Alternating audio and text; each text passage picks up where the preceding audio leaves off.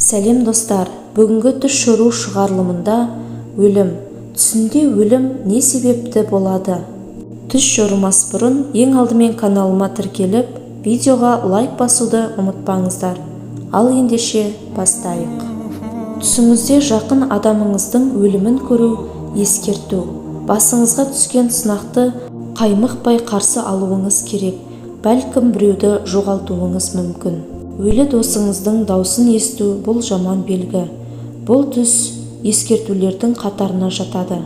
Түсінде өлі әкесімен сөйлесу, бастағалы жатқан істі және оған қатысты жайттарды жан-жақты ойластырудың қажеттілігін көрсетеді. Бұл түс сізге қарсы ым-жым, бірақ адамдардың қитұрқы әрекеті барын, өз ісіңізге мұқият болып, абыройыңызды қорғау керектігін ескертеді. Ал марқұм анаңызбен тілдессеңіз, өз еліктеушіліктеріңізді бақылап, денсаулығыңызға басты назар аударыңыз. Дүниеден озған ағаңызбен сөйлессеңіз, сіздің көмегіңізге біреудің мұқтаж екендігін көрсетеді. Өлі адамдардың бірі түсіңізге бақытты болып келсе, қалған өміріңізге әсер ететіндей қателік жасап, өміріңізді қате жоспарлағаныңызды білдіреді. Оларды орнына келтіру үшін күш-қуатыңызды іске қосу қажет. Түсіңізде өлі туысыңыз сізден қандай да бір уәде беруді талап етсе, алда келе жатқан күйзеліске төтеп беру және ақылды кеңестерге мұқият болуыңыз туралы ескертеді.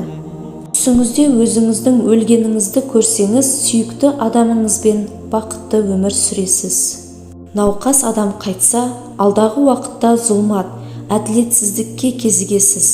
Сізге нәтижесінде адамдар зардап шегетін, оңтайлы ұсыныс түсетінін білдіреді. Өлім алдындағы адамды түсіңізде көрсеңіз, ұзақ уақыт бойы ескі таныстарыңыздың жоспары туралы хабарсыз боласыз. Өкінішке орай, олардың жоспары іске асып, сіз қатты зардап шегесіз. Достар, осыменен бүгінгі түс шору шығарылымы аяқталды.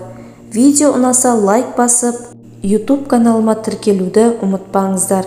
Келесі кездескенше сау болыңыздар.